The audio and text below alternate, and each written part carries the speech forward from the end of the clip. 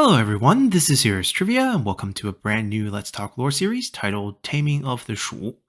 In this multi-part series, we'll start our story at the end of the Battle of Chibi, as we will follow Liu Bei's transformation from an on-the-run warlord with no territories under his name to the governor of the Yi province and the future emperor of Shuhan. Now, if you have watched our Chibi Let's Talk Lore series before, you might remember that we ended the series with Liu Bei's expansion into the southern commanderies of the Jin province and his marriage to Lady Sun. However, that series was largely based on the romance of Three Kingdoms, as I really wanted to share the wonderful stories from the book while offering a few episodes of historical insight and corrections along the way. But for this series here, we will be taking the historical route, as we will revisit Liu Bei right after Cao Cao's defeat from Chibi. At this time, Liu Bei had very little troops and no land under his name, as Cao Cao's advances leading up to the Battle of Chibi had chased Liu Bei all the way from Fancheng to Jiangxia before escaping south of the Yangtze River to the port city of Fankou, where Liu Bei and Sun Quan would form their alliance. So technically, Liu Bei was still garrisoned on Sun Quan's land and did not contribute very much to the Battle of Chibi itself. But in his army was Liu Qi, Liu Biao's eldest son, who had sheltered Liu Bei at Jiangxia before escaping with him to Fankou. And now with Cao Cao defeated and Liu Qi's younger brother Liu Chong being reassigned by Cao Cao to become the governor of the Qing province, Liu Qi suddenly became the one who had the most claim to the Jin province, as he is the eldest son of the former governor Liu Biao, who had passed away of old age shortly before Cao Cao began his invasion. Yet, there were two small problems. First, Liu Qi was not originally picked to inherit Liu Biao's titles, as he ended up falling out of favor with his father shortly after Liu Biao became the governor of the Jing province many years ago. You see, at that time, Liu Biao was coming to the Jin province as an outsider, and with Yuan Shu and Sun Jian squatting on his doorsteps, Liu Biao needed to make friends and allies fast. So in order to secure the Jin province, the first thing Liu Biao did upon arriving was to remarry with a powerful local gentry clan in the Cai clan, as Lady Cai became the stepmother to Liu Qi and Liu Chong, who were both born by Liu Biao's former wife, Lady Chen, who had died of natural causes a few years back. Now at this time, Liu Qi was still the favored son by all regards, as tradition supported his claim as heir, with him being the eldest, and Liu Biao was also quite fond of him on the basis of his good looks. But the marriage to Lady Cai and the subsequent marriage between Liu Chong to Lady Cai's niece changed their family dynamic, as now Lady Cai started to slander and complain constantly about Liu Qi to Liu Biao. And since Liu Biao adored his new wife and needed the support from the Cai clan, Liu Qi slowly fell out of favor in the family. Sensing this shift, Liu Qi started to worry about his own safety, as he worried that given his father's advanced age, the Cai clan, who had immense influence in the Jin province, might actually try to kill him in order to propel Liu Chong as the future heir. So, trying to protect himself, Liu Qi turned to Liu Bei's advisor Zhuge Liang for advice. At first, Zhuge Liang wanted to distance himself from the inheritance dispute, as it was not his place as advisor to Liu Bei to comment on the affairs of Liu Biao's family. Also, Zhuge Liang was a distant relative to the Cai clan, as his own wife was a member of the Huang clan in the Jin province, which is another gentry clan that are in-laws with the Cai clan. But desperate for guidance, Liu Qi would invite Zhuge Liang one day to show him a rare book in his second-floor attic library, before ordering his servants to remove the ladder after they had both gone up, effectively trapping himself and Zhuge Liang together inside this attic. Now alone, with no prying ears, Liu Qi once again begged Zhuge Liang to provide him some guidance on the matter. Trapped and unable to turn down Liu Qi, Zhuge Liang shared a historical tale from the Jin kingdom during the spring-autumn period where a similar inheritance battle occurred between three brothers. Of the three brothers, one exiled himself and left the kingdom before their father's death.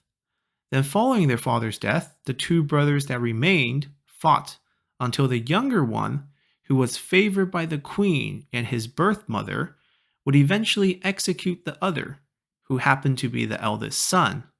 While 19 years later, the exiled brother would manage to return to the kingdom of Jin and reclaim the throne. Hearing this story, Liu Qi realized that staying behind without the support of Lady Tai and her powerful clan will mean a certain death, and if he wanted to live, then he had to become the exiled brother and get himself out of Xiangyang and form his own base of power so that one day he can reclaim what was rightfully his.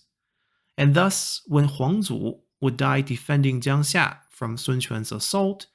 Liu Qi jumped at the opportunity to take over the defenses at Jiangxia, as he would effectively exile himself away from Lady Tai and the Tai clan, and his decision would be proven right, as when Liu Biao's health deteriorated, Liu Qi had tried to return to Xiangyang to see his father off. But as he arrived outside the gates of Xiangyang, Cai Mao and Zhang Yun shut the city gates on him, as they ordered him back to Jiangxia in order to ensure that Liu Chong would inherit everything after Liu Biao's death. Now, you might think that if Liu Qi had stayed, then maybe he would have been there when Liu Biao had died. But in the same token, if Cai Mao and Zhang Yun had enough control to shut the gate on Liu Qi while Liu Biao was seriously ill,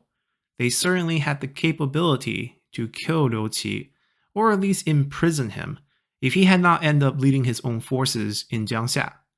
So at the end of the day, despite losing out on inheriting his father's titles and the control of the Jin province, Liu Qi believed that Zhuge Liang had actually saved his life. And the story of pulling the ladder eventually would go on to become remembered as a 4-character idiom called Shangwu Chou Ti. Thus, when Liu Bei started his retreat from Fancheng after Liu Chong's decision to surrender to Cao Cao, it was Liu Qi who would eventually take Liu Bei in at Jiangxia. And now, with Cao Cao's advances on the south halted, the pair of them now teamed up to reclaim at least the southern half of the Jin province, as there were 7 commanderies that made up the entirety of the Jin province, split with 3 in Nanyang, Nan, and Jiangxia that were north of the Yangtze River, while 4 other commanderies in Wuling, Changsha, Guiyang, and Lingling were south of the Yangtze River. Now, at the conclusion of Chibi, all 7 commanderies were still technically firmly in Cao Cao's hands, despite the heavy casualties suffered by his forces, as his remaining army still dwarfed that of Liu Bei and Sun Quan's forces combined. And despite the portrayals in the Romance of the Three Kingdoms, Cao Cao's retreat was orderly, as he left Cao Ren and Xu Huang behind to defend the Nan commandery. Wen Ping was assigned to Jiangxia. Yue Jin was holding on to Xiangyang, while Man Chong acted as a reserve force and garrisoned himself in Dangyang. Certainly, the southern 4 commanderies south of the Yangtze River were out of reach for Cao Cao to assign troops to defend them, but on paper at least, following Liu Cong's surrender, the commanderies all belonged to Cao Cao. And in the aftermath of Chibi, Liu Bei and Sun Quan's forces would take very different approaches to try to expand their gains. Overly ambitious, Sun Quan wanted to maximize his gains across the board as he pushed for a 3-front attack, with Zhou Yu leading the forces that had won Chibi to continue their attack on the Jin province as they hoped to root Cao Ren out of the Nan commandery. Meanwhile, at the same time, Sun Quan would split the reserve forces of Wu between himself and Zhang Zhao, as he would personally lead the Eastern Front attack on the city of Hefei, eventually leading to the first of his many famous defeats, while Zhang Zhao took up the attack at Dangtu. In his mind, Sun Quan thought he could push Cao Cao's forces back all across the north bank of the Yangtze River, as after all, Cao Cao was forced to rush back to Ye to contend with the instabilities within the imperial court following his crushing defeat at Chibi. In reality, both Zhang Zhao and Sun Quan's attack failed, while Zhou Yu did manage to force Cao Ren to retreat out of Nan, but it did take him over a year, while sustaining a near-fatal injury as an arrow had managed to pierce Zhou Yu's right ribcage during the fighting. Meanwhile, Liu Bei turned his attention south to the four commanderies in Changsha, Lingling, Guiyang, and Wuling, as he tried to shore up his lack of manpower with his political trump card in Liu Qi, as it was clear that not all of Liu Bei's former officials agree with the final inheritance result, nor were they pleased when they found out that Liu Chong almost instantly surrendered to Cao Cao without putting up any fight. So, with Liu Qi under his banner now, Liu Bei tried to diplomatically conquer the southern four commanderies, and it worked. While the romance version of the conquest of the four southern commanderies was riveting, the historical version was rather mundane. First, Changsha, under the leadership of the administrator Han Xuan and General Huang Zhong, surrendered right away to Liu Bei. Han Xuan would remain the administrator in Changsha, where he would eventually die of old age and have his tomb built around a middle school today, while Huang Zhong would be promoted to greater importance under Liu Bei. Then the story is pretty much the same in Lingling, as the local administrator, Liu Du, surrendered without putting up a fight, mainly because of his old age, as he was recorded to have been the former prefect of the Jin province all the way back in the year 160, before eventually dropping down to just being an administrator in his advanced age. Then the story gets a little bit more interesting at Guiyang, as the local administrator, Zhao Fan, did historically, as well as in romance, try to set up Zhao Yun with his widowed sister-in-law, Lady Fan, who was a renowned beauty. But Zhao Yun would refuse on the grounds that he did not trust Zhao Fan's surrender. And sure enough, Zhao Fan would eventually run away not long after he surrendered, as he would disappear from history books entirely after that point. Then finally, the last commandery of Wuling was probably the most exciting, as there are actually two conflicting historical records regarding the surrender. In one version, the local administrator, Jin Xuan, resisted and fought to the death before the commandery would go on to surrender to Liu Bei, while another record has Jin Xuan surrendering right away, without putting up a fight. But regardless, all four commanderies fell rather easily, as Liu Bei managed to quickly expand his territory after the Battle of Chibi. And with territory comes the source of income to recruit and support more troops, as Zhuge Liang was quickly assigned to sort out the taxation structure for the commanderies of Changsha, Lingling, and Guiyang. And because the historical records only included these three commanderies and not Wuling, I imagine this would lend some support to the version where Wuling had actually resisted under the administrator Jin Xuan before being conquered by Liu Bei. But that's just the assumption here. And in addition to his gains in the south, more good news would arrive as a former general of Yuan Shu, named Lei Xu, would actually bring roughly 50,000 people, including troops as well as civilians, from the Lujiang commandery to join Liu Bei. And with this injection of manpower as well as territory, Liu Bei quickly elevated his status among all the warlords, juxtaposing against Sun Quan's failures after Chibi. The alliance between Sun Quan and Liu Bei was starting to become unbalanced, as it was at this point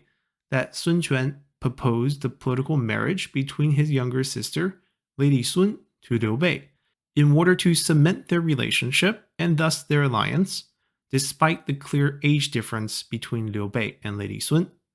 And with that, we're going to end our episode here, as we'll continue next time, as political marriages often come with strings attached, as both Liu Bei and Sun Quan will turn their attention towards the Yi province. So hopefully you all enjoy this episode, and I'll see you all next time. Bye!